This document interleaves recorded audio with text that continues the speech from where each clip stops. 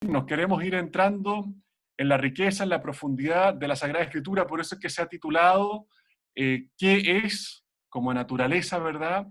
Y cómo interpretar la Sagrada Escritura, porque recordemos que ella es una de las fuentes principales de nuestra fe y para conocer indudablemente también al Señor. Como ya les decía, y ustedes bien saben también, el que nos va a hacer esta exposición es Monseñor Santiago Silva Retamales, obispo castrense.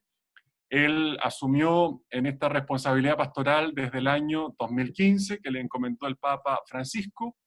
Él es licenciado en Teología Dogmática y también licenciado en Sagrada Escritura por el Pontificio Instituto Bíblico de Roma. Así que, Monseñor, por favor, lo dejamos ahí a usted con la palabra y, por favor, aquellos que tengan preguntas, aquellos que tengan inquietudes, les pediría, por favor, que las escriban en el chat. Yo las voy a ir ahí sistematizando, ordenando, de tal manera de poder hacérselas al final de la exposición a Monseñor. Muy buenas tardes. ¿Se escucha bien? Espero, ¿no? Sí. Es una alegría muy grande podernos encontrar, aunque sea virtualmente. Es un curso, una sesión de Sagrada Escritura que queremos tener con gente del obispado, con nuestros fieles del obispado castrense y con todos aquellos laicos, laicas que deseen participar. Tengo entendido que los que participan son cerca de 380 personas, los que deberíamos estar participando. Entonces, vamos a iniciar, tal cual como decía Claudio. Si hay alguna cosa que no va quedando claro, a través del chat se la hacen saber a Claudio y al final vamos a tener posibilidad para poder compartir algunas preguntas. Claudio, quién me da el compartir pantalla?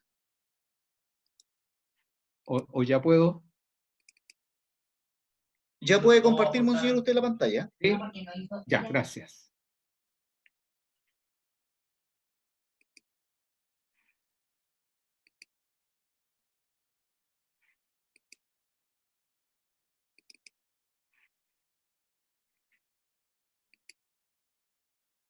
Ahí estamos compartiendo, ¿sí?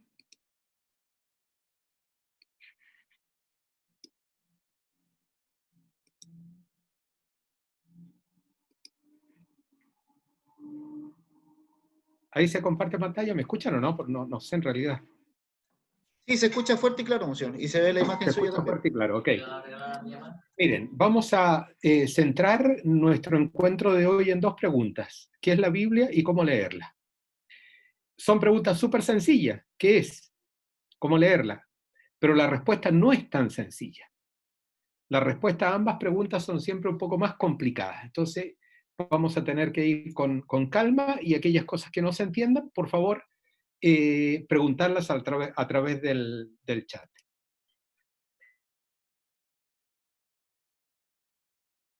Partimos con algunas preguntas comunes que se hacen sobre la Biblia, un pequeño examen de conciencia en base a 3 metáforas de la Sagrada Escritura, luego la Biblia, naturaleza y composición, para responder a la primera pregunta, que es luego la Biblia y su lectura, para responder a la segunda pregunta, ¿cómo se lee la Sagrada Escritura? Y luego la bibliografía. Hay muchas preguntas. Tienen que ver con varios aspectos de la Sagrada Escritura. Son preguntas que algunas de ellas podrían ser las siguientes. ¿Qué Biblia ocupo para poder leer, estudiar un poco, aprender algo sobre Jesucristo? ¿Por qué existen traducciones de la Biblia? ¿Acaso la Biblia no es una porque hay que estarle traduciendo? ¿Cómo se hace una traducción? ¿Todo en la Biblia es histórico? ¿O leer la Sagrada Escritura, pero no sé por dónde? ¿Qué hago? Tengo varias Biblias en mi casa, pero la verdad que no sé distinguir cuál es la Biblia católica de la Biblia evangélica. ¿Qué criterios me pueden aportar para distinguir una de otra? ¿Cuál es la mejor Biblia? ¿Existe alguna que es la mejor de las Biblias? ¿Cómo se emplea una Biblia? cómo ocupo la cronología, los mapas, etc. Como estas preguntas, hay otras muchas. A lo largo de la exposición vamos a tratar de responder por lo menos algunas de estas preguntas. Iniciamos nuestro encuentro con un examen de conciencia muy breve, ¿no? La Sagrada Escritura es un puente. ¿Por qué es un puente? Porque son libros inspirados por el Espíritu Santo para que yo me pueda encontrar con Cristo. A través de la Escritura llego a Cristo, pero es Cristo el que me habla a través de la Escritura, por el cual atravieso a Cristo, llego hasta Cristo, y por el cual Cristo llega hasta mí. La Sagrada Escritura es una brújula. La Sagrada Escritura me guía en el seguimiento del Señor. A veces uno no sabe qué acción tomar. Uno no sabe cuál es la intención mejor o cuál es el propósito mejor. ¿Dónde puedo encontrar claridad? En la Sagrada Escritura. Porque la Sagrada Escritura me va mostrando los caminos a seguir. Es una brújula que me centra en Cristo Jesús. Y al centrarme en Cristo Jesús, lo tomo a Él por modelo. Entonces me sirve para conducirlo. La Sagrada Escritura también es un modelo. Me permite darme cuenta a quién tengo que imitar y cómo tengo que imitar. Les invito a que durante la semana, lo que resta de la Sagrada Escritura, un puente, una brújula, un modelo. La misma Sagrada Escritura tiene nombres, ¿no? Y esos nombres o ese modo de acceder a la Sagrada Escritura se hace a través de capítulos y de versículos, ¿no? Yo después les voy a mandar este PowerPoint, entonces hay diapositivas que la vamos a ver muy rápido, como esta, por ejemplo, ¿no? Y me quedo solo con la parte inferior de la diapositiva. La división en capítulos de la Biblia la hizo un arzobispo, el de Canterbury, el año 1226. Y la división en versículos de la Biblia del Antiguo Testamento, Pagnino, en 1528, y del Nuevo Testamento, Etienne, en 1551. Desde entonces empleamos la Biblia con capítulos y con versículos. Correctamente la Sagrada Escritura. Los nombres de la Biblia son varios y los nombres apuntan a una realidad de fe. Y esto es lo importante, no es solo el nombre por el nombre, es el nombre porque el nombre expresa una realidad, una identidad, y todas, o la mayoría, se refieren a la identidad de fe de la Sagrada Escritura. Partimos por el término griego, biblia, en griego.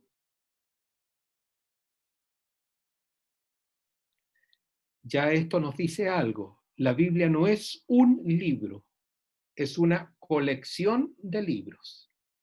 Si es colección de libros, estamos hablando de diferentes autores. Estamos hablando de distintas épocas. Y quizás también estamos hablando de diferentes culturas. Si es una biblioteca, la Biblia es una biblioteca porque es un conjunto de libros, estamos hablando, podemos confundir la Biblia con un libro. Son varios libros que tienen épocas, autores diversos, destinatarios diversos. En Mateo 21:42 se llama las Escrituras. Nos pone inmediatamente frente a una realidad.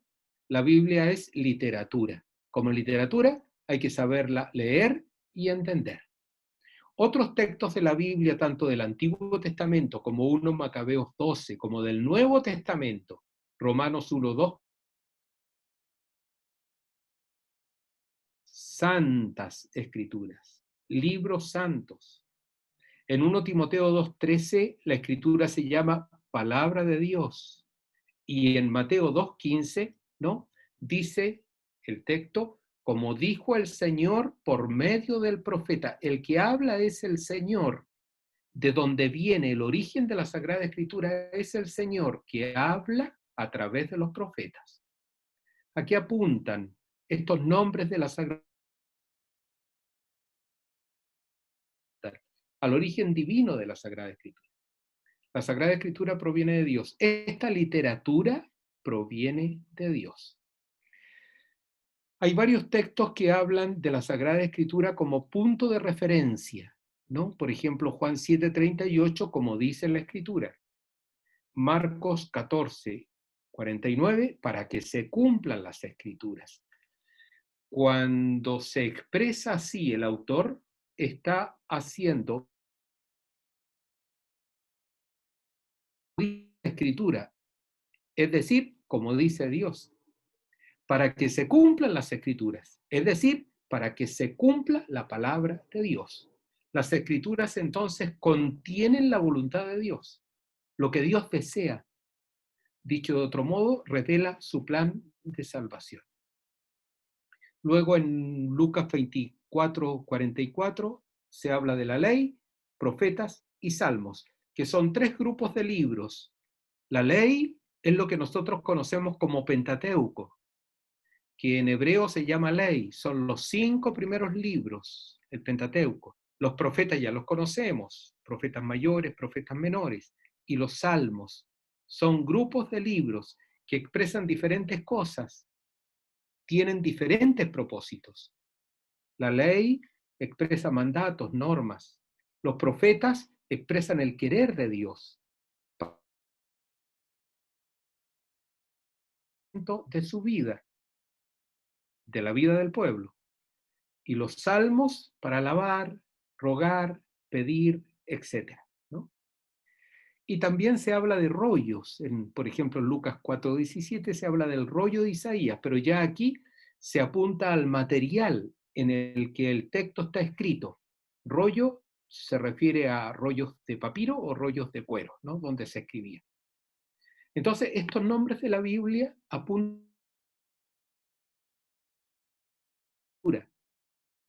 que proviene de Dios, que contiene la voluntad de Dios en mandatos, en su querer y en diferentes modos de hablarnos a través de ruegos, de alabanzas, y que sirve o nos sirve también a nosotros para dirigirnos a Dios.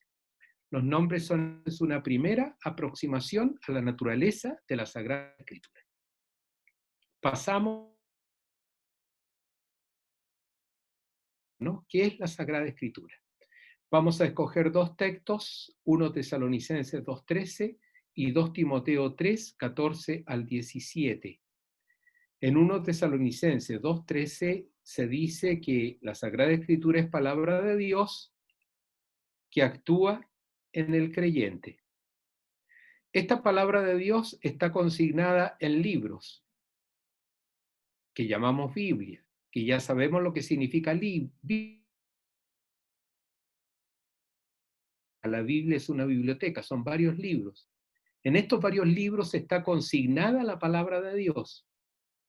¿Y cuál fue el medio para consignarla?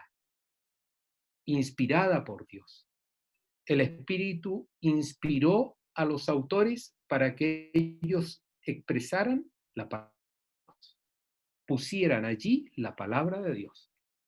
Por eso 2 Timoteo 3:14, 17 se refiere a esta palabra como sagrada, un poder grande, actúan en el creyente. ¿Por qué? Conceden sabiduría, no cualquier sabiduría, aquella sabiduría que lleva a la salvación. Por lo tanto, se trata de una sabiduría, ¿no?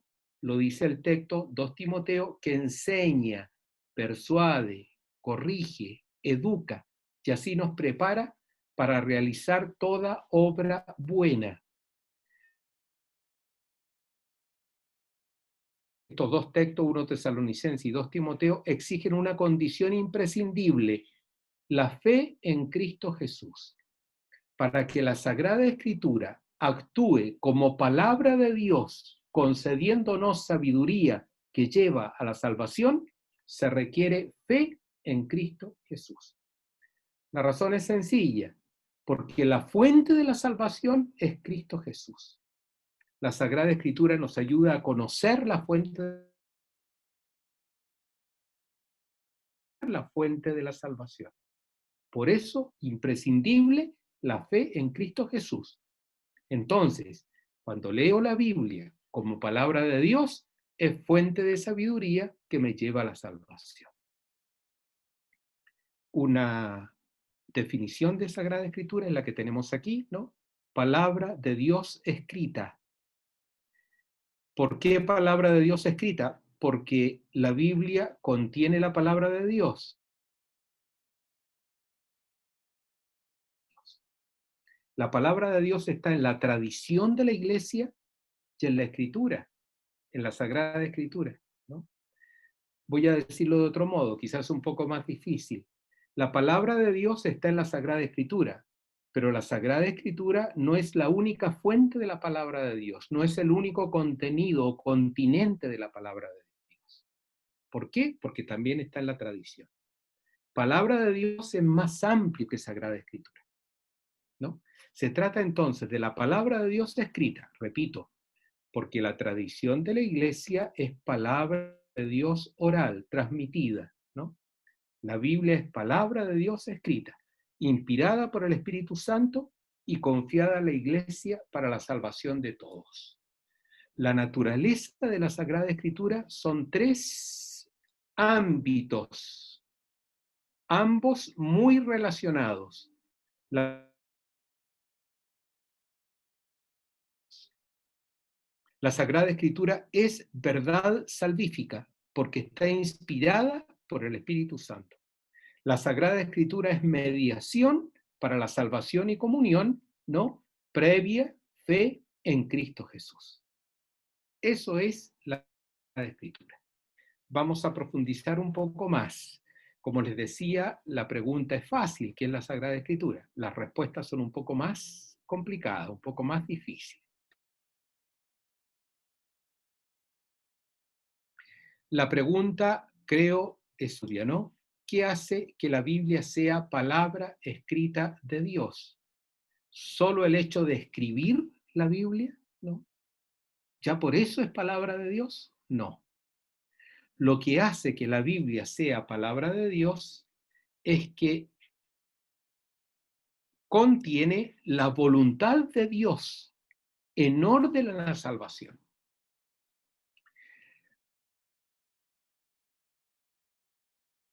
Al campo histórico, al campo psicológico, son solo mediaciones para expresar la voluntad de Dios. Lo que la Biblia tiene en cuanto a voluntad de Dios, eso es palabra de Dios, ¿no? Esto no quiere decir de que en la Biblia hay que ir distinguiendo cosas, ¿no? Esto es histórico, no es palabra de Dios. Esto es psicológico, no es palabra de Dios. No, no es eso. Toda la Biblia es palabra de Dios, pero en cuanto a su totalidad,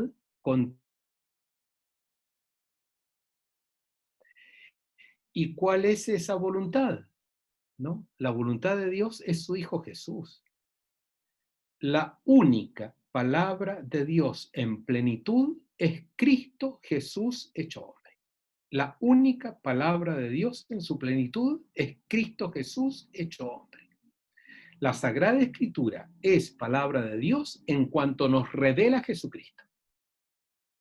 En cuanto el Antiguo Testamento prepara a Jesucristo y el Nuevo Testamento lo revela. Nos enseña quién es, nos enseña cuál es su misión, nos dice cuál es el camino para seguirlo a Él, ¿no? La verdad que salva es Jesucristo. Entonces, ¿por qué la Biblia es palabra de Dios? Porque contiene la vida, la historia, la misión de Jesucristo, que nos salva. Por eso la Biblia es palabra de Dios. Para poder acceder a la palabra de Dios, o para poder acceder en la Biblia a la palabra de Dios. ¿Qué es lo que tengo que buscar? Los significados que los autores, inspirados por el Espíritu Santo, nos transmitieron conforme a sus recursos literarios. Ellos vivieron en una época, en una cultura, tuvieron destinatarios diversos, ¿no? Y emplearon géneros literarios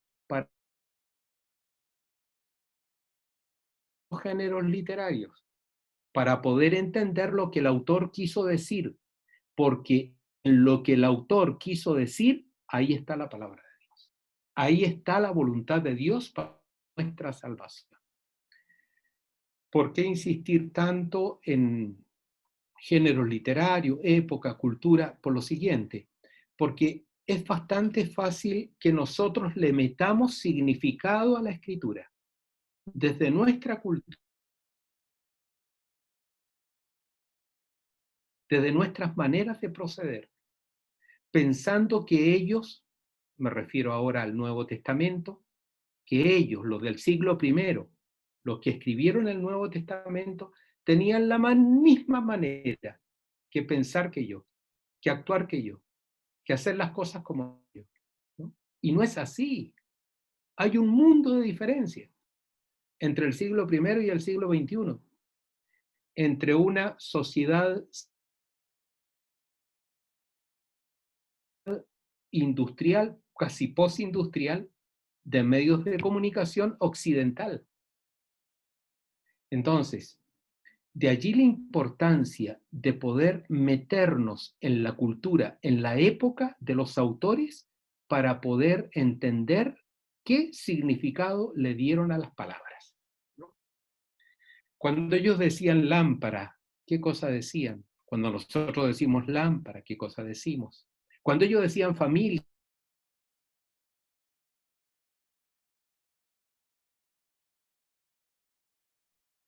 de allí la importancia entonces de hacer un esfuerzo grande por inculturarse nosotros en la vida de ellos para poder entender lo que ellos nos quisieron decir, ¿no? Esto que estoy diciendo está avalado, ¿no?, por la Iglesia, por supuesto, sobre todo por varios documentos, pero ahora me refiero a dos. Me refiero a un documento del Concilio Vaticano II que se llama Dei Verbum, ¿no? Fíjense cómo dice, ¿no? Está clarísimo. Dios habla en la Sagrada Escritura, por medio de hombres y en lenguaje humano, ¿no?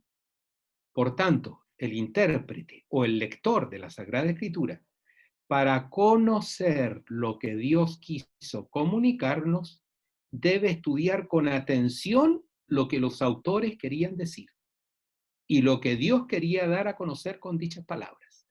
Nos quedamos con lo primero, lo que los autores querían decir. Lo que los autores querían decir, eso es la voluntad de Dios. Y por lo tanto, eso conduce a Jesucristo o es Jesucristo y por lo tanto es palabra de Dios, ¿no? Ese es el camino que tenemos que hacer. El Papa Benedicto, en un documento que se llama Verbum Domini del año 2010, ¿no?, dos frases de él en ese documento. Fíjense, nunca está presente en la simple literalidad del texto. La literalidad del texto no es palabra de Dios. ¿Y dónde está entonces la palabra de Dios? En el sentido pretendido por su autor. Hay pues que trascender la letra y comprender el significado. Hay que trascender la letra para ir al significado, ¿no?, del texto bíblico como palabra, como historia de salvación. Esto no es nada de extraordinario, no es nada raro, ¿no? Cuando nosotros leemos un libro no nos quedamos en la literalidad del texto. Al leer el libro, a través de las letras, de las frases, llegamos a los significados, y son los significados lo que nos importa. Y ahí está lo que el autor nos quiso decir, ¿no?, en los significados del texto. Es lo mismo es el mismo proceso que estamos presentando ahora en relación con la palabra de Dios, ¿no? Nos quiso decir está en el sentido que el autor pretendió, en lo que el autor humano nos quiso decir en su época, conforme a su época. Ahí está la palabra de Dios. ¿Y qué es la palabra de Dios? La voluntad de Dios, en orden a la salvación. Y esa voluntad de Dios es Jesucristo, ¿no? Finalmente hay que acercarse a la Sagrada Escritura conforme lo que realmente es palabra de Dios que se comunica a través de meditación para hacernos llegar la palabra de Dios. Las cosas que van quedando un poco claras o quedan un poco, ¿no? No, están un poco enredadas o me he expresado un poco enredado, ¿no? Ustedes ahí aprovechen de hacer las preguntas debidas, ¿no? Los criterios para leer y comprender la Biblia entonces son 3. ¿Por qué son un libro humano? Es un libro de Dios, el autor es Dios, que habla a través del lenguaje humano. Hemos dicho que la Biblia es palabra escrita de Dios, inspirada por el Espíritu Santo, confiada a la Iglesia para la salvación de todos. Si es palabra escrita, primer criterio, tenemos que tener fidelidad a la Biblia como obra literaria, ¿no? Debemos saber leer adecuadamente una obra literaria, más aún cuando no pertenece a mi cultura. Es de una cultura muy diversa a la mía. Por lo tanto, tengo que tener algunos criterios básicos para poder aproximarme a aquel autor que está escribiendo en el siglo I, por ejemplo, llamado Mateo, acerca de Jesucristo. Porque es bastante probable que varias de las palabras que él emplee no tengan los mismos significados. Fidelidad a la Biblia como obra literaria. Decimos, está inspirada por el Espíritu Santo. Si está inspirada por el Espíritu Santo, tenemos que tener fidelidad a Dios, porque Dios es su autor. ¿Esto qué quiere decir? Quiere decir de que toda la Biblia tiene una única finalidad, expresarnos la historia de la salvación. Lo que Dios hizo en Cristo y ese es el propósito de la Sagrada Escritura. Entonces, todos los libros, ya sean del Antiguo Testamento como del Nuevo Testamento, tienen que leerse con esta columna vertebral. No es que este libro le dé o tenga por propósito revelarme una historia. Lo que pasa es que cuenta una historia para contar la historia de la salvación. No es que este otro libro nos quiera revelar solo una profecía, es que la profecía que es la salvación, ¿no? En la historia de la salvación se encuentra toda la Biblia, desde el Génesis al Apocalipsis, y todos los géneros literarios.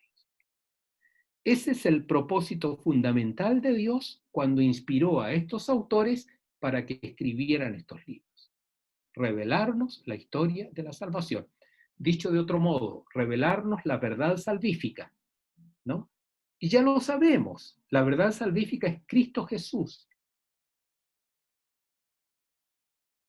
Vamos a llegar a eso cuando hablamos entonces de lectura cristológica, ¿no? Luego lo tercero, está confiada la Iglesia para la salvación de todos, ¿no? Si está confiada la Iglesia para la salvación de todos, significa de que quien recibe la Biblia como un don no es un individuo, es la Iglesia como comunidad de Jesucristo, como comunidad discipular. Ella, la Iglesia, recibe la Biblia para cuidar la Sagrada Escritura. La Iglesia, ella lo recibió, ella recibió la Sagrada Escritura. ¿Quién tiene que interpretar la Sagrada Escritura? La Iglesia. Fue concedida a ella como un don para salvación de todos. Y para que salve a todos, hay que interpretarla adecuadamente. Entonces yo no puedo interpretar la Escritura. Yo no puedo leer e intentar saber qué dice la Escritura. Interpretan la Escritura porque eres un miembro de la Iglesia. Tú haces la interpretación en el seno de la Iglesia. Ahí está la diferencia, ¿no? Entonces, la Biblia es para mí, ¿Pero por qué es para mí? Porque soy miembro de la iglesia. ¿Yo puedo interpretar la escritura? Por supuesto que sí, pero en cuanto soy miembro de la iglesia, por lo tanto la interpreto con toda la riqueza de la iglesia, sustentado y apoyado al acercarme a la escritura.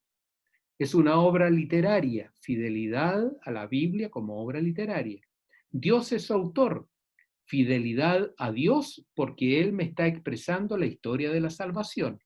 Confiada a la iglesia, fidelidad al pueblo de Dios que es el encargado de interpretar la escritura y de dármela a conocer. Estos tres criterios tienen un punto central, un punto focal, Cristo. Porque Cristo hecho carne es el centro de la historia. Él es la única y plena palabra de Dios. Él, por tanto, es el que da sentido a toda la Sagrada Escritura como historia de la salvación. El Antiguo Testamento como promesa de salvación, el Nuevo Testamento como realización de la salvación. Cristo en el centro de la historia. Tiene que ser Cristo acá, ¿no? Hay interesante, van hacia Emaús, ¿no? Después de la muerte de Jesucristo y van de ahora en adelante, ¿no? Los escucha y luego les dice, ustedes son muy torpes para entender, ¿no? Y Lucas nos dice que les interpretó las escrituras, todo lo que decían las escrituras acerca de él, se lo dio a conocer, partiendo por el Antiguo Testamento, ¿no? La focalidad es Cristo Jesús. Cristo interpreta la escritura con o desde su propia realidad. Hijo de Dios, muerto y resucitado. Eso da sentido a toda la escritura. Estos son entonces los tres criterios para poder entender la Sagrada Escritura. Damos un pasito más, ¿no? Ahora nos preguntamos para qué es la Biblia y tomamos algunos textos de la misma Biblia para responder a esta pregunta. Este prólogo de Lucas es muy interesante, ¿no? Habla de tres cosas: los acontecimientos que ocurrieron entre nosotros, y se refiere a Cristo, ¿no? Muerte, resurrección del Señor. Estos acontecimientos fueron transmitidos por testigos, ¿no? Y luego le dice a Teófilo. Teófilo en griego significa. Le dice a Teófilo, yo esto lo investigué con cuidado y ahora te hago un relato ordenado. ¿Para qué? Para que tú tengas solidez en las enseñanzas que recibiste. Una finalidad de la Escritura es para tener solidez en nuestra fe, para profundizar nuestra fe, para que nuestra fe sea cada vez más rica, para entender de que la Sagrada Escritura que solidifica, que fortalece nuestra fe, de la vida sin desfallecer, porque fortalece, le da solidez a las enseñanzas que recibimos. En la conclusión del Evangelio de Juan, ¿no? Habla de los signos escritos. Juan tiene 7 signos en su Evangelio, ¿no? Y con signos se refiere a milagros. Pero Juan emplea esta palabra, en vez de milagros habla de signos, ¿no? Entonces Juan dice, miren, yo les escribí esto para que ustedes crean y gracias a esa fe, ustedes tengan vida en él. La Escritura da vida. ¿Por qué? Porque fortalece la fe. La fe en Cristo, que es vida eterna. Por eso la Escritura da vida. Todo siempre centrado en Cristo. En 1 Corintios 10:11, Pablo habla del Éxodo, de Moisés, ¿no? Y habla de la roca del desierto. Cuando iban por el desierto no tenían agua, Moisés golpeó. Pablo dice, todo esto sucedió y todo esto se escribió en la Sagrada Escritura. ¿Para qué se escribió? Para que les sirviera de lección, les sirviera de modelo, les sirviera para aprender cómo hay que comportarse en la vida, ¿no? Una finalidad de la Sagrada Escritura es eso, es una lección permanente de vida. Nos enseña no solo a ser cristianos, la Sagrada Escritura, nos enseña también la Sagrada Escritura. Es lección. Y luego también la Biblia tiene otra finalidad, ¿no? En 2 Timoteo 3, 15, 16, Pablo le dice a Timoteo, tú conoces las Sagradas Escrituras, ¿no? Y esas Sagradas Escrituras te enseñan, te persuaden, te corrigen, te educan. ¿Para qué? Para 3 cosas. Porque te dan la salvación, porque te guían en la rectitud.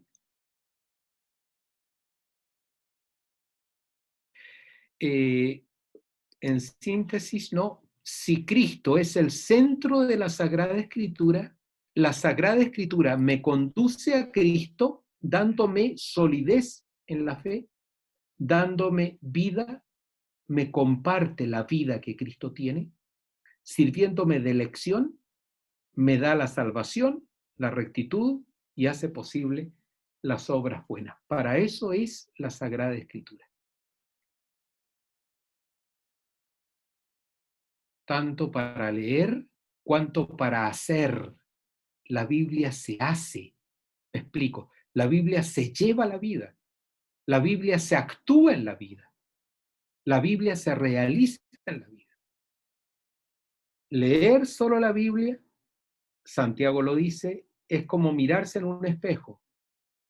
Sacas el espejo y te olvidaste de ti mismo, ¿no? Leer solo la Biblia. Pero la Biblia no es. Nosotros te hemos seguido, sí, muy bien, pero lo que aquí yo necesito, dice Cristo Jesús, es que ustedes realicen lo que yo les digo. Eso es cumplir la voluntad de Dios, la realización de lo que yo le estoy pidiendo. Varias metáforas identifican a la Biblia. La Biblia es fuego, texto de Jeremías. Otro texto de Jeremías es fuego y martillo. Este texto de Isaías es muy del cielo, ¿no? Y solo vuelven a Dios después de empapar la tierra y de hacerla germinar. En Lucas 8:11 la Biblia es como una semilla que cae en tierra, pero esa semilla para que produzca fruto tiene que caer en tierra buena. Si no, entre piedras, entre ortigas o espinas, no produce ningún fruto. Hebreos 4:12, la Biblia es una espada de dos las intenciones. La Biblia es como un espejo que me ayuda a darme cuenta cuál es lo más profundo de mi ser, qué es lo que reside en lo más profundo de mi conciencia, ayudándome a discernir qué intenciones son buenas, qué intenciones son malas, qué propósitos son los convenientes, qué propósitos no lo son. Y en 2 Pedro, capítulo 1, es una lámpara que brilla en la oscuridad. Diferentes metáforas, fuerza transformadora, iluminadora que tiene la palabra de Dios, ¿no? Bien, algunas preguntas más para terminar esta primera parte de la exposición. ¿En qué lengua está escrita la Biblia? La Biblia, el Antiguo Testamento, está escrito en hebreo y algunos textos en arameo. Y luego algunos otros textos escritos en griego se llaman deuterocanónicos. No nos olvidemos de este nombre que va a ser importante luego para explicar la distinción entre una Biblia católica y una Biblia evangélica.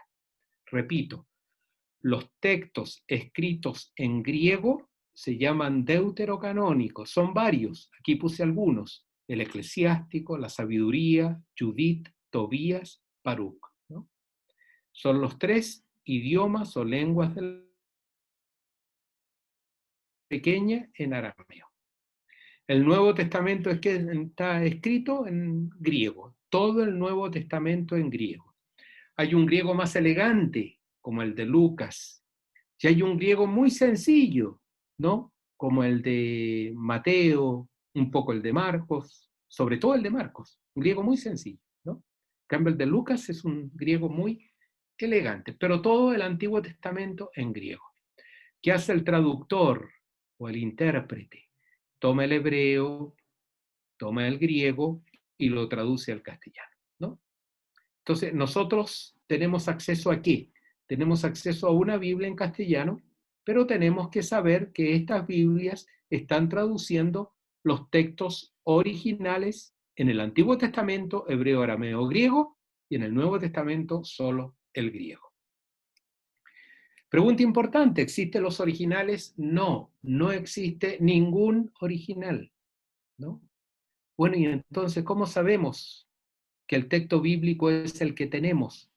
Existen muchos papiros como este. Este papiro, por ejemplo, es una papiro porque está hecho en papiro, digamos, está escrito en papiro. Esta planta del río Nilo, ¿no? Que se secaba y luego se podía escribir encima. Es del año 150 después de Cristo y pertenece a algún... Aquí está el texto, ¿no? Corresponden a algunas letras y palabras de este es el hombre, apenas lo vieron los sumos sacerdotes, etcétera, ¿no? Entonces hay un montón de papiros, pero sobre todo, a partir del siglo IV, ¿no? Tenemos estos documentos que están acá, que son documentos de todo el Nuevo Testamento. Son varios, ¿no? De todo el Nuevo Testamento. Son del siglo IV. Están escritos porque están escritos con letras mayúsculas. Entonces, a partir de estos textos del siglo IV, se recomponen los originales. Se rehace el original, ¿no? Son muy pocas las veces en que las dudas son fuertes, son muy pocas. ¿Y cómo se resuelven esas dudas? Yendo a estos papiros, que son muchísimos papiros, para saber originales, no existen los originales. Lo que existen sobre todo son textos completos del siglo IV que nos ayudan a rehacer los originales, con la ayuda de todos los papiros que existen, ¿no? Eso en cuanto a los originales. ¿Cómo se divide la Biblia?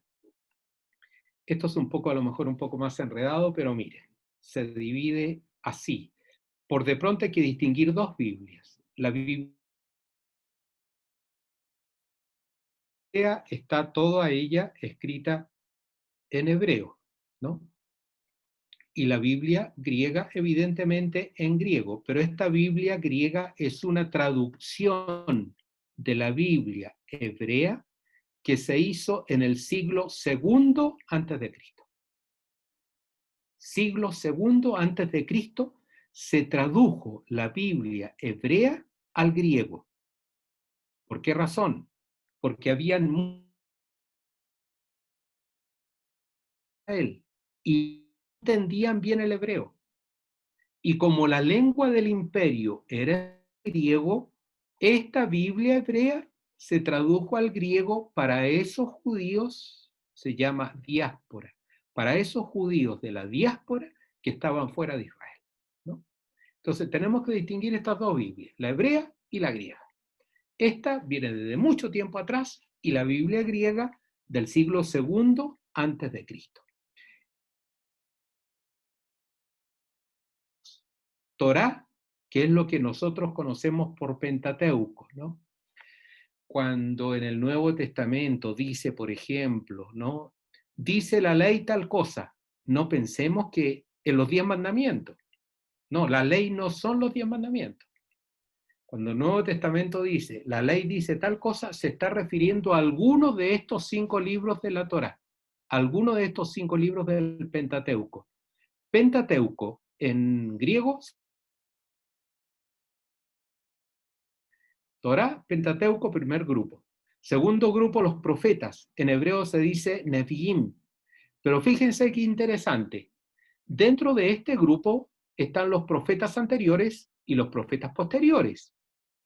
¿Y saben cuáles son los profetas anteriores? Los históricos. Los libros históricos están catalogados como profetas anteriores. ¿Por qué digo que es interesante? Porque a veces uno piensa que lo que no es así. Para ellos la historia es algo diferente a lo que nosotros entendemos. Por de pronto la historia depende absolutamente de Dios, y Dios la va haciendo. Para una mentalidad del siglo XXI, la historia no depende de Dios, ¿no? Para una persona que no tiene fe, que no es creyente, no depende en absoluto de Dios. Pues yo voy haciendo lo que me parece, lo que creo conveniente. Hay un tiempo y un espacio donde ya lo demuestra. Catalogar libros históricos como profetas anteriores es decirnos, ojo, la historia tiene una ligazón tremenda con Dios, y Él es el dueño de la historia. Luego están los profetas posteriores. Los profetas posteriores son solo 3, no 4. No está Daniel aquí, porque Daniel está dentro de los Ketubim, ¿no? Los profetas posteriores son Isaías, Jeremías y Ezequiel. Y luego, no 12 libros distintos, un solo libro con los 12 profetas. Torá, Nevi'im, Ketubim, que significa otros escritos, son o es la división de la Biblia hebrea.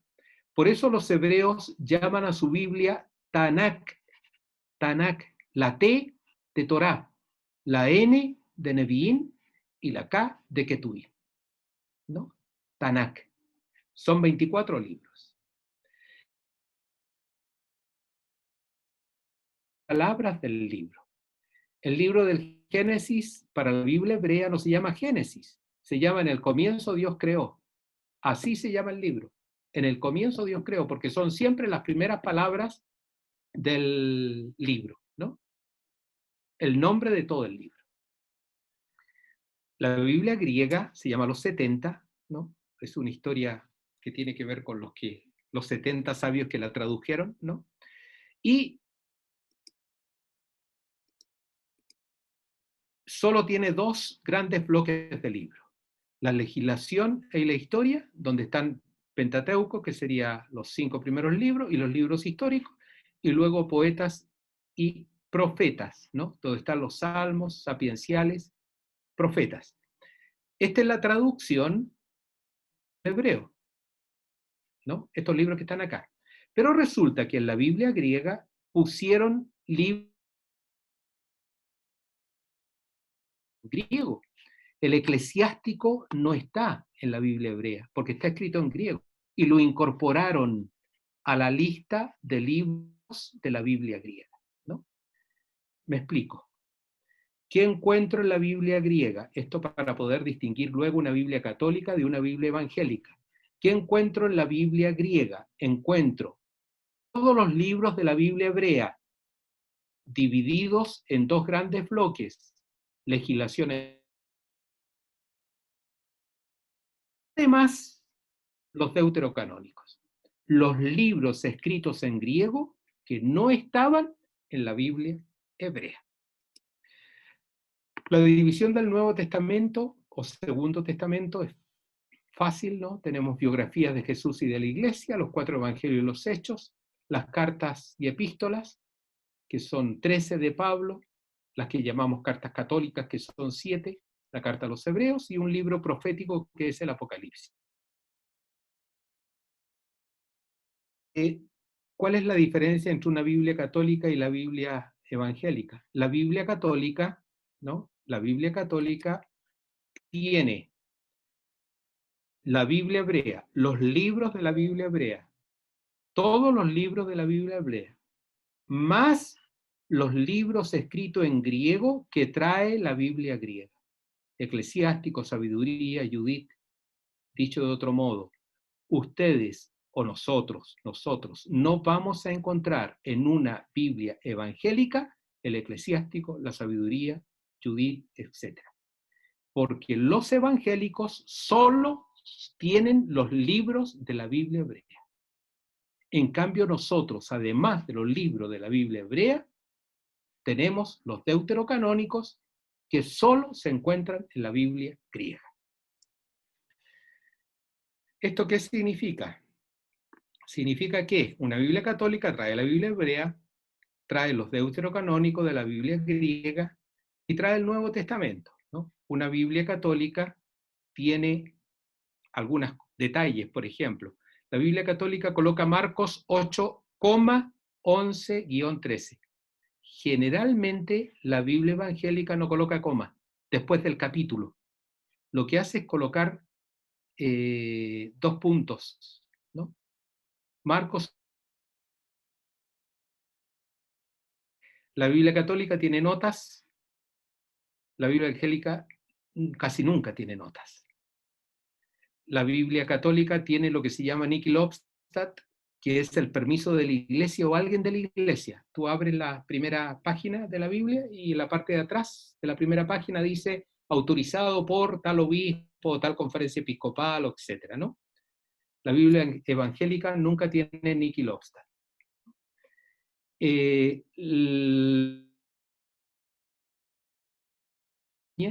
¿No? El lector, por ser de la iglesia, recibe la asistencia del Espíritu. En la Biblia evangélica, cada lector de modo individual recibe la inspiración del Espíritu. Entonces, nosotros en la Iglesia Católica no podemos interpretar lo que nos parece de cualquier texto o de un texto determinado. Tenemos que interpretar lo que la Iglesia nos enseña. En el mundo evangélico, cada cual interpreta el texto conforme le parece conveniente, dada su situación de vida, Sagrada Escritura. Porque ellos enseñan de que el Espíritu Santo, para interpretar el texto, se recibe de modo individual. Nosotros enseñamos que el Espíritu Santo se recibe en la iglesia, se recibe en cuanto uno es miembro de la iglesia. La Biblia hebrea, la Biblia católica es la Biblia hebrea y griega con deuterocanónicos y lo que ya explicábamos, ¿no? Y luego la Biblia evangélica es sin deuterocanónicos, ¿no? Existe, esta es una Biblia, la Biblia de la Iglesia en América, es una Biblia católica, esta es una Biblia evangélica, ¿no? Si uno abre esta Biblia tiene notas, etc. Este no tiene ninguna nota, ¿no? Y aquí al medio está la Biblia interconfesional. Hay varias Biblias en que se juntan católicos y evangélicos y traducen una Biblia. Y se llama Biblia interconfesional. Que lo primero haya sido un poco difícil, ¿eh? Bueno, ahí se pueden hacer las preguntas necesarias. Lo segundo es harto más difícil, así que vamos para adelante. La pregunta es cómo leer y comprender la Biblia. Hay varios modelos de lectura de textos, ¿no? Vamos a ver 2 modelos. Un modelo por conceptos, o modelo conceptual, y un modelo por escenario de lectura, o un modelo social, ¿no? La palabra, el lenguaje, hay muchas teorías sobre el lenguaje, creo que esta es una bastante completa, ¿no? Tiene 3 funciones siempre, tanto el lenguaje hablado como el lenguaje escrito tiene 3 funciones. Informa, es la función objetiva. Cuando yo hablo informando de algún accidente, ¿no? Por ejemplo, es la función objetiva. Estoy diciendo lo que ocurrió fuera de mí y no mezclo mis sentimientos. Esto pasó, lo vi pasar, hizo tal cosa, ¿no?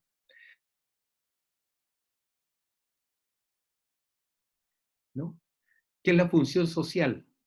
El lenguaje sirve para suscitar emociones, para suscitar acciones, para convocar a la gente a un propósito, con algún propósito, o para bien o para mal.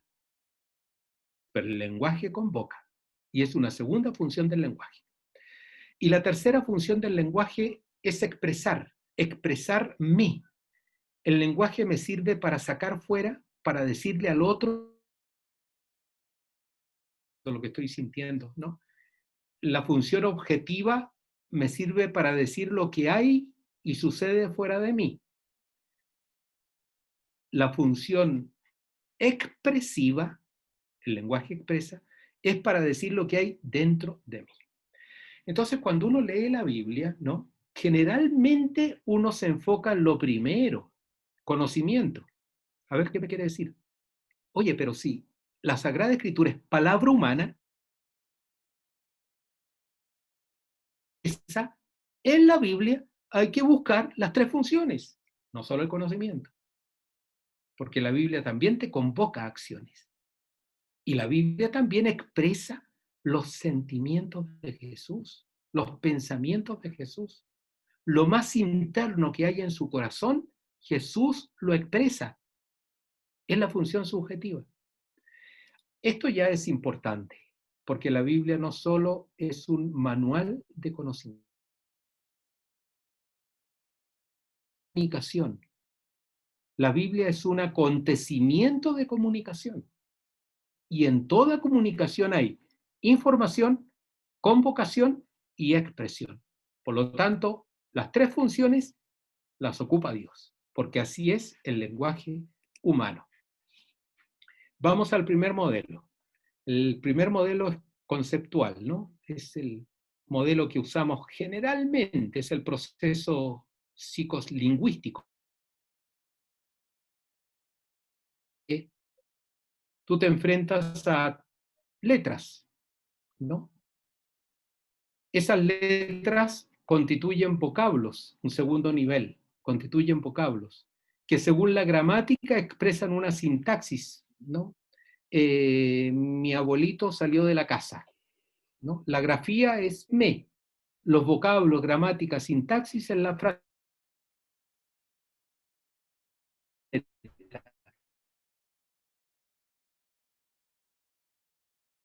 Bien o mal, si lo escribió de modo, me refiero ortográficamente bien o mal, no me importa tanto si está con letra mayúscula o minúscula, lo que me importa es el significado, que es el último nivel del lenguaje. Mi abuelito salió de la casa significa de que yo, si lo busco, no lo tengo que buscar en la casa. Pues no está en la casa, salió de la casa. Significado, ¿no? Entonces, normalmente uno lee así. Se enfrenta a las grafías,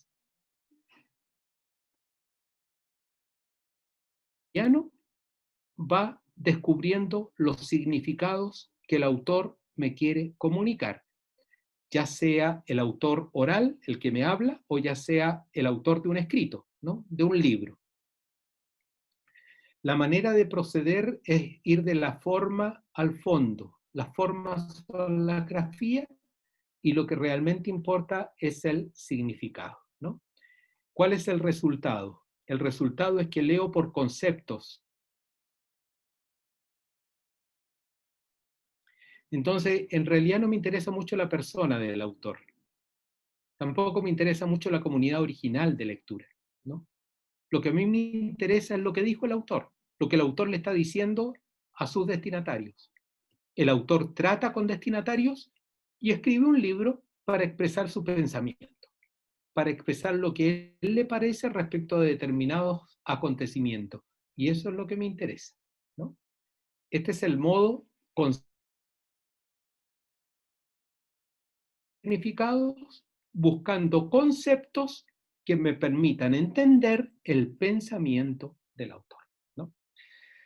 Bien, esto resulta cuando uno pertenece a la misma cultura del autor. Cuando uno comparte cultura, es muy sencillo este método de lectura y es el que mejor nos sirve. Pero ¿qué pasa cuando uno no comparte cultura con el autor? ¿Qué pasa cuando el autor es un hombre? Jesús, del siglo I, que pertenece a una cultura agraria, preindustrial, a un pueblo semita. Cuando yo pertenezco a una cultura industrial de pueblos occidentales, ¿no? ¿Qué pasa entonces cuando me enfrento a uno de sus libros? Este modelo de lectura, ¿no? La pregunta es cómo leer la Biblia, recuerden, ¿no? Poco nos sirve y muchas veces nos confunde. ¿Por qué razón? Porque nosotros le metemos significados a los vocablos, a la gramática. lo que nosotros pensamos acerca de las cosas, es lo que nosotros afirmamos que dice el autor. Y no es así, porque, repito, él pertenece a otra cultura. ¿Cuál es entonces? Pues, demos vuelta a la pirámide. En vez de llegar a los significados, comencemos por los significados. ¿No? ¿Cómo los significados? ¿Qué tenemos entonces? Tenemos a un autor del siglo I que tiene realidades vitales. ¿Por qué no tratamos de entender esos significados en sus realidades vitales? ¿Qué significa esto? Voy a leer un texto sobre la familia. Voy a leer un texto sobre la familia. ¿De acuerdo? No leas el texto. ¿Cómo? No. Primero infórmate qué es una familia en el siglo I. Esa es una realidad vital, ¿no? Voy a leer la parábola de las 10 vírgenes. 5 se quedaron sin aceite y las otras 5 con aceite.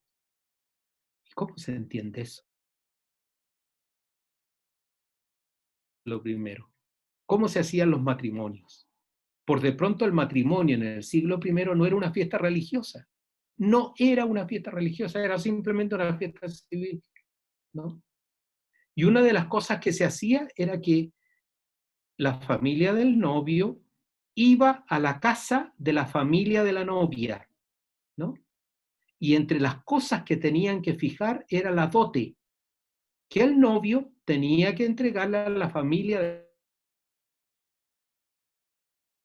a mucho. Y el matrimonio consistía propiamente en que el novio iba a la casa de la novia, la tomaba, y acompañada a la novia con sus amigas, se iban a la casa donde iban a vivir. Allí, en la casa paterna, se tenía la fiesta, ¿no? Y en el territorio de la casa paterna estaba la casa de los nuevos matrimonios. ¿Por qué se demoraron tanto? Porque el tema de la dote se demoró mucho, ¿no? Mucho más claro. ¿Por qué? Porque no me metí a leer inmediatamente los significados. Traté de entender los significados en sus realidades vitales. Entonces, cuando tengo la realidad vital clara, voy a los vocablos, la gramática, la sintaxis, me encuentro con las grafías, pero ya entonces a esta grafía que dice familia, ¿a qué se está refiriendo? Realidad vital. ¿Cuál es el propósito? Recrear escenario de lectura. Ese es el propósito. Cuando se trata de libros antiguos como el Nuevo Testamento, el Antiguo Testamento, recrear escenarios de lectura. El resultado, antes de leer, configuro los escenarios de lectura para comprender en ellos a la comunidad original de lectura que proceden de ellos, ¿no? Y que van a ser las del libro, ¿no? Ya no estamos hablando de destinatarios, estamos hablando de interlocutores. El autor se comunica con gente que lo conoce, ¿no? Con gente que vive con él. Y esto para nosotros es un drama enorme por una ley literaria. ¿Qué ley literaria? Si el autor y el destinatario, la información es mínima, porque comparten cultura, pues, no tiene nada que explicarle, ¿no? Y nosotros con el autor no compartimos cultura. Entonces necesitamos información para entender el texto, ¿no? Pero el autor generalmente no nos da esa información, porque comparte la misma cultura que su lector. Por tanto, se entiende. No tiene nada que explicar, ¿no?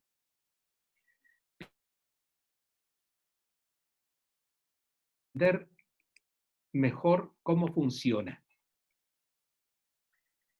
¿Cuál es la lectura adecuada de un texto antiguo como el Nuevo Testamento? La que se hace en adecuados escenarios de lectura. y posibilitan el acontecimiento de comunicación con Jesús. Recuerden que los significados expresan la voluntad de Dios, y la voluntad de Dios es Jesucristo, es palabra de Dios, ¿no?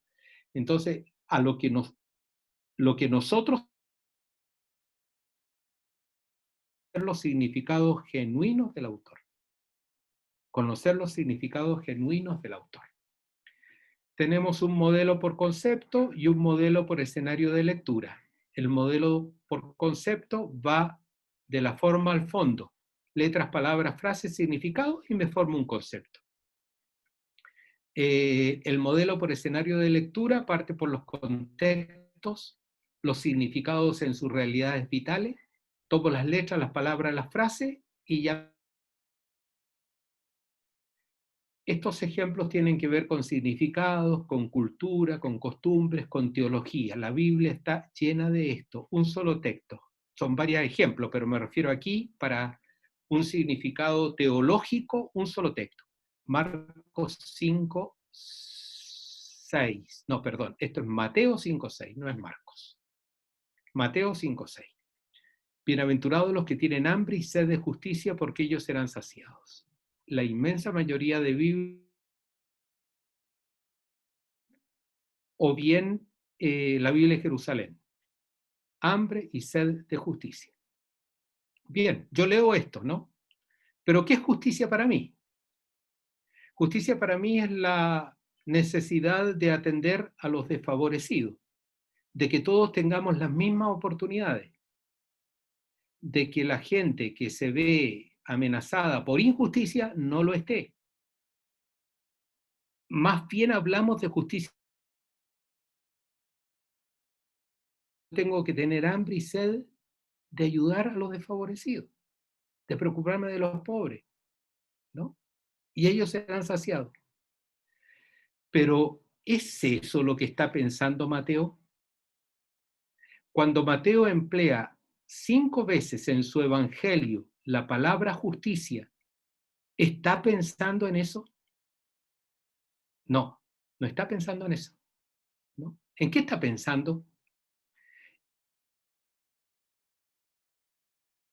El cumplimiento de la voluntad de Dios. Justicia para Mateo es el cumplimiento de la voluntad de Dios. Eso es lo justo. No es lo justo frente a la sociedad, es lo justo frente a Dios. Dios me quiere cumpliendo su voluntad, ¿no? Y esto es tremendamente rico. ¿Por qué? Porque su voluntad es que no haya pobres en la tierra, que nadie sufra, ¿no? Entonces, no es que el tema de la pobreza esté adentro, pero aquí no se está refiriendo exclusivamente a pobreza. Es un término mucho más profundo. Por eso, traducciones de la Biblia, como por ejemplo la Biblia de la Iglesia en América, la Biblia del CELAM, dichosos los que tienen hambre y sed de vivir según el plan de Dios, porque Él los saciará, ¿no? Eso es lo que entiende Mateo por justicia. Cuando Mateo dice, Dios es un hombre justo, no está diciendo que, que José es un hombre justo, no está diciendo de que José distribuía su dinero entre los pobres. Mateo está diciendo que José es un hombre justo porque supo discernir la voluntad de Dios y cumplirlo. Ese es un hombre justo. Eso es la justicia. Discernimiento de lo que Dios quiere y realizarlo, ¿no? Como ven entonces, si uno lee por conceptos de justicia, en la grafía, en la palabra que viste, dice justicia, esto es. Cuando tú lees por escenario de lectura, tú primero te preguntas, ¿qué habrá querido entender Mateo y su comunidad por justicia? ¿Qué es justicia para ellos? Listo. Cuando leo textos donde aparece el término justicia, ya sé de qué se trata. Otro ejemplo. En Juan 19:40, esto tiene que ver con costumbres de Israel, ¿no? Tomaron el cuerpo conforme a la costumbre que tienen los judíos de sepultar a los muertos. Fíjense qué interesante esto, ¿no? Juan le está escribiendo a gente que no vive en Israel. Por lo tanto, es bastante probable que no conozcan las costumbres de Israel. Y a esa gente que no vive en Israel, pero que cree en Jesucristo, le dice, hicieron esto conforme la costumbre de los judíos, de sepultar a sus muertos, ¿no? Entonces, ¿qué significa? ¿Qué significa? Significa, primero me preocupo de saber cómo enterraban a sus muertos, cómo los embalsamaban, qué lienzos se empleaban, qué tipo de aromas, por qué empapaban los lienzos con aromas, cuál era el propósito que tenían al hacer eso. Entonces, cuando leo un texto de esto, rápidamente ya entiendo de qué se trata. Segundo texto, Marcos 7, 3, 4, es que los fariseos y los judíos, aferrándose a la tradición de los antepasados, ni comen lo que traen del mercado sin antes purificarlo. Otro texto interesante. ¿Por qué? Porque Marcos no le está escribiendo a judíos. Marcos le está escribiendo a paganos que se convirtieron a Cristo. Y los paganos no tienen idea de las costumbres judías, ¿no? Entonces, en algunos momentos, pocos, pero en algunos momentos, lo que hace Marcos es aclararle a esa gente. Por eso les cuenta esto. Si Marcos les hubiera estado escribiendo solo a judíos, estos dos versículos son inútiles. No me explique lo que yo ya sé, pues si yo soy judío. Yo entiendo qué hacen. Yo entiendo lo que hacemos, ¿no? Pero le está escribiendo a gente que no es judía, por eso tiene que decirle, tienen que saber que se lavan las manos, se purifican las manos antes de comer, que se aferran a la tradición de los antepasados, etc. Vayamos a otro texto. Volver a nacer cuando ya es viejo. ¿Acaso puede entrar en el vientre de su madre y volver a nacer? Cuando uno lee por modelo de concepto, la pregunta es, lo que dice Nicodemo es absolutamente claro, fácil de entender. No, pues si el que es viejo, imposible entrar en el vientre de la mamá, pues, ¿no? En el seno de la mamá.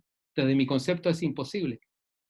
Pero en realidad, ¿cómo ellos entendían el acto conyugal y la existencia humana? En el acto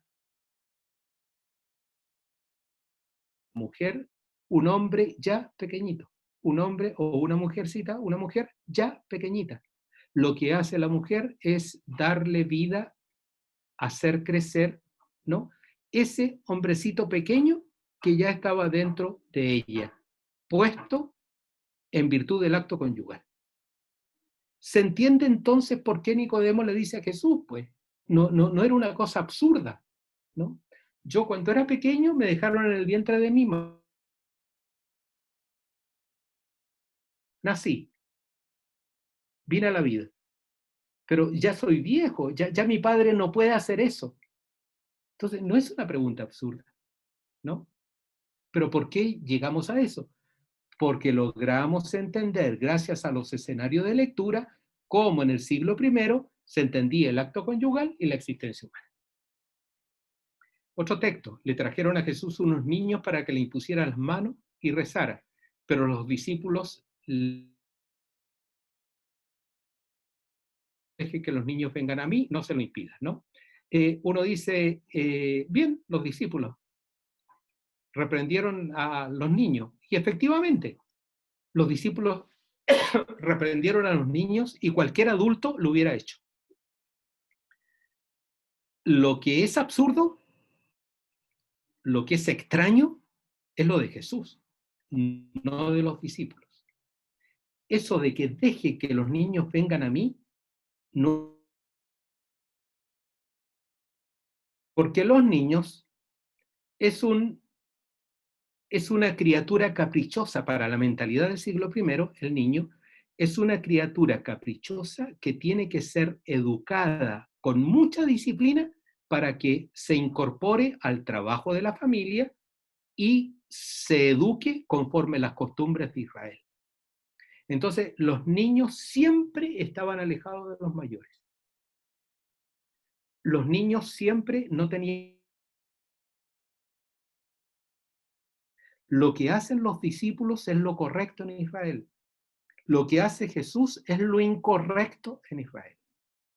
Lo que hace Jesús va contra la cultura de Israel, porque eso no se hace en Israel en razón de la concepción de un niño en el siglo I, ¿no? Al niño le corresponde la obediencia, la imitación del padre, la confianza. Son las tres características: obediencia, confianza, imitación del padre, ¿no? Entonces, cuando Jesús me dice, tienes que hacerte como niño para entrar en el reino de los cielos, no me está hablando de que tengo que ser puro, que tengo que ser transparente, no me está diciendo de que tengo que ser, no sé, simpático, agradable, no me está diciendo eso. Me está diciendo, tú, para entrar en el reino de los cielos, imita a tu Padre Celestial. Sumiso a Él, obediente a Él. Entonces vas a entrar en el reino de los cielos. Te estás haciendo como niño. ¿Se dan cuenta cómo tenemos que realizar la inculturación? ¿No?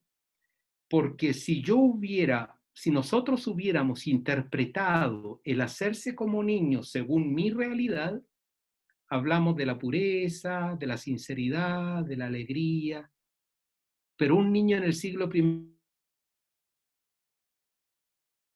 hijo en el siglo I, se distingue principalmente por las tres características que acabo de decir: absolutamente sumiso, imita a su padre y confía en su padre. Esas son las características que debo tener para entrar en el reino de los cielos.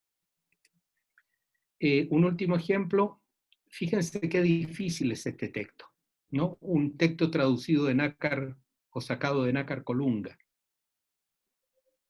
texto a los romanos, ¿no? Son justificados donosamente, cuando hablamos modelo por concepto, son justificados donosamente por su gracia en virtud de la redención realizada en Cristo Jesús, a quien exhibió Dios como lugar de propiciación en su sangre mediante la fe, para manifestar la justicia, habiendo pasado por alto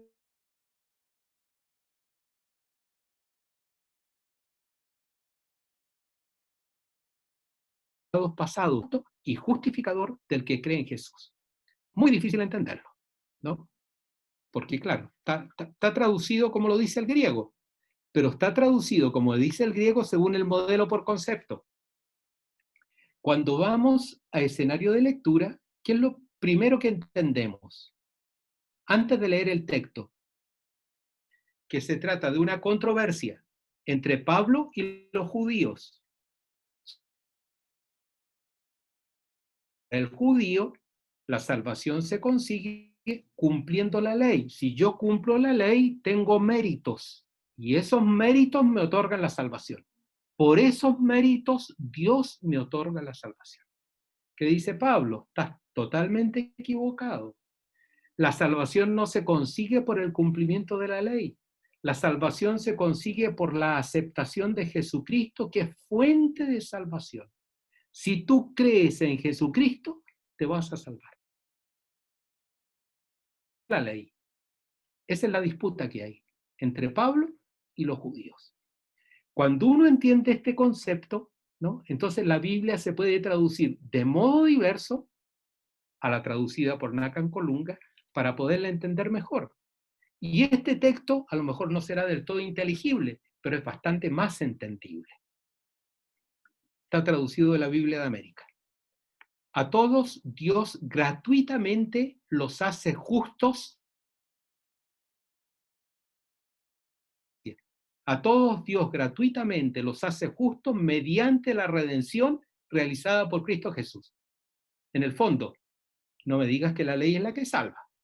Por más méritos que tú tengas, eso no te va a salvar. Es la redención realizada por Cristo Jesús, a quien Dios destinó como sacrificio de expiación mediante su propia sangre en favor de los que no tienen fe. De esta manera, Dios demuestra el don que nos hace justos, su paciencia, y en el momento presente demuestra el don que nos hace justos, manifestando que Él mismo es justo, haciendo justo al que tiene fe en Jesús. ¿Quién es el que hace justo? No la ley. Dios hace justo al que cree en Jesús. Ahí tenemos los ejemplos. Bien, una pregunta importante, me voy a apurar un poquitito para terminar dentro de la hora. ¿Cómo lo hago? 5 consejos. Por favor, perdamos el miedo. La Biblia no es tan difícil como parece. Perdamos el miedo. Primer consejo. Segundo consejo.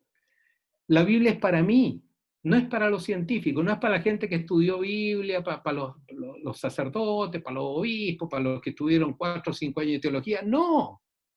La gente que escribió en el siglo I era gente como todos nosotros, gente sencilla, gente que sabía leer, escribir, ¿no? La Biblia es para mí. Segundo consejo.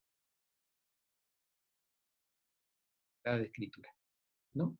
A veces uno tiene familiaridad, por ejemplo, uno se familiariza con una serie y en el tercer, cuarto, quinto capítulo ya está familiarizado. ¿Qué significa? Entiendes la trama de la serie. Identificas a los personajes. Casi incluso te familiarizaste tanto que proyectas, a este le va a pasar esto, a este aquí lo van a matar, aquí va a suceder algo. Eso es familiarizarse. Un cabal conocimiento, un creciente conocimiento de la Sagrada Escritura. Si hablo de Abraham, sé de quién estoy hablando, sé más o menos cuándo vivió, sé la trama principal de su vida. Eso es familiarizarse con la Sagrada Escritura. Emplear los recursos que están a mi mano, y que es lo que vamos a ver ahora, y darle tiempo a Dios. La Sagrada Escritura requiere tiempo, lectura tranquila, ¿no? No cuesta nada cerrarse en un... Darle tiempo a Dios, ¿no? Empleo de recursos, ¿no? Por ejemplo, esta es la Biblia de América, ¿no? Y hay una serie de recursos que se pueden emplear en la Biblia que uno tiene. Primero está el texto, ¿no? Después los títulos sirven mucho para poder entender de qué se trata. Este es el texto de Mateo. ¿Qué voy a comenzar a leer? Voy a comenzar a leer la invitación a Israel, el anuncio del reino, ¿no? Y vienen títulos que especifican el título general. Inicio del ministerio mesiánico. Esos títulos ya me ayudaron a perfilar cuáles son los temas centrales. Luego, la Biblia de América tiene una serie de signos. Estos signos remiten a las notas. Hay una nota para este signo, perdón, para este pasaje o para este título, ¿no? Una nota para este título, otra nota para este otro título. Y me van ayudando a caminar,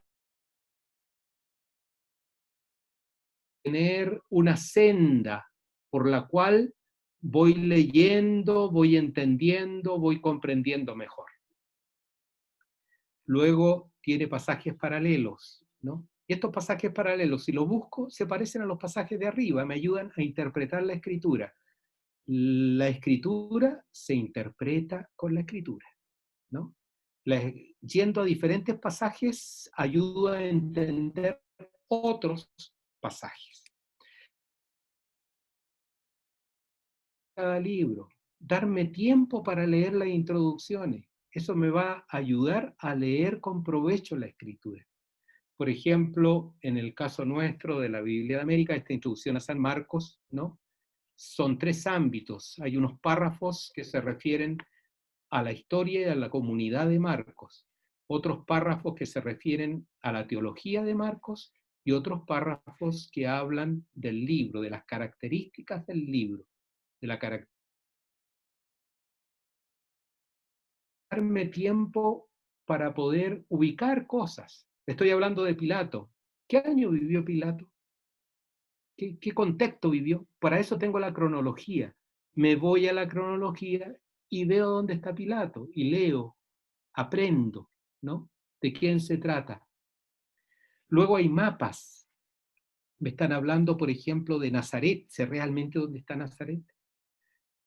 A la segunda vez ya lo aprendí. A la tercera vez, segurísimo. Jerusalén, ¿dónde queda Jerusalén? Dentro del siglo I. Después hay un glosario. un glosario que me permite, en la Biblia de América, en la Biblia de la Iglesia en América, hay un glosario sociocultural, ¿no? Cuando hablamos de familia, ¿de qué estamos hablando? Cuando hablamos de niños, ¿de qué estamos hablando? ¿No? Hay un glosario en la Biblia y en muchísimas Biblias que me permite entender mejor el texto. Entonces, la Biblia que al final de la Biblia.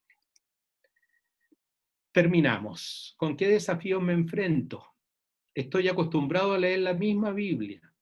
Ya sé dónde están los libros, el vocabulario, y solo tengo esta Biblia. Eso no está bien. Por lo menos ten 2 Biblias, ¿no? Y una Biblia que tenga todos estos recursos, de modo de poderlos aprovechar, ¿no? La lectura en 2 Biblias ayuda mucho a entenderlo. Hechas con determinado vocabulario, ¿no? He leído la Biblia durante un tiempo largo y ya me acostumbré a eso. Los que tienen hambre y sed de justicia, pero ahora me encuentro con esta otra Biblia que dice otra cosa. No, esta otra Biblia está mala, porque no dice los que tienen hambre y sed de justicia, ¿no? Pero bueno, ya sabemos de qué se trata, ¿no? Entonces, también vencer eso, ¿no? Vencer eso de que me acostumbré a las frases hechas. Me cuesta cambiar de mentalidad, lo que dice, lo que hace, ¿por qué? Nosotros generalmente trasladamos nuestros significados a los textos bíblicos. Eso se llama etnocentrismo. Pensar que siempre las cosas ocurrieron como me ocurrieron a mí. Pensar que siempre las culturas actuaron como yo actúo en mi propia cultura. Eso no está bien, eso no es lo adecuado. Vivo en la cultura de la imagen, ¿no? Ya no tenemos ganas de leer. Y como vivimos en la cultura de la imagen, sobre todo la gente más joven, le cuesta mucho entender una lectura, ¿no? Pero la única manera de poder adquirir una cierta cultura bíblica es leyendo frecuentemente la Sagrada Escritura. No sé priorizar el tiempo para dedicarme a la lectura de la Sagrada Escritura y familiarizarme con ella. La Escritura me es extraña y como me es extraña no la leo, pero es un círculo vicioso. No entiendo la Biblia. Comienza a leerla. Comienza a abrir pequeñas ventanas de comprensión. Y esas ventanas de comprensión te van a llevar a puertas de comprensión, ¿no? A elementos mucho más de fondo para que puedas entender ya cualquier texto bíblico. Esas son algunas de las dificultades que enfrentamos como lector. Existe un libro que se llama La Palabra nos congrega, son 21 lecciones bíblicas, es un libro sencillo, fácil, búsquenlo por favor en internet, ahí está, creo que también se puede bajar, ¿no? Existe un libro del Obispado Castrense de Colombia que se llama Conozcamos y amemos la palabra de Dios, ¿no? Me comuniqué con el responsable y me dice que me va a mandar el texto. Si me lo manda, le voy a preguntar si se puede compartir y también se los compartiría, ¿no? Conozcamos y amemos la palabra de Dios. Estas son las orientaciones para la animación bíblica de la pastoral. También es bastante provechoso leerlo. Está escrito en un lenguaje sencillo, tiene 5 capítulos, ¿no? Y nos ayuda a amar la Escritura y a familiarizarnos con ella. Voy a dejar un texto que se llama La Biblia, que es cómo se interpreta y cómo se emplea, cómo se usa, ¿no? Lo van a poder bajar de internet. Es un texto sencillo.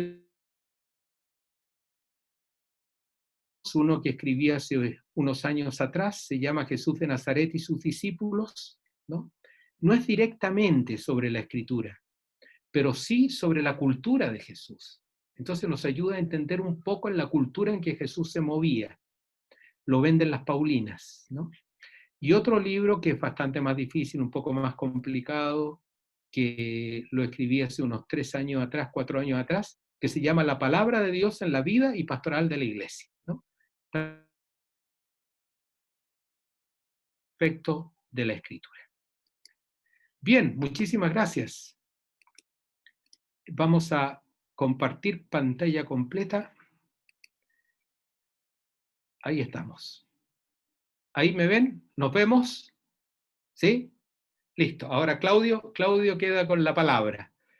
Nos quedan... ya estamos en la hora. ¿Qué hago? No puedes hablar, por lo que veo.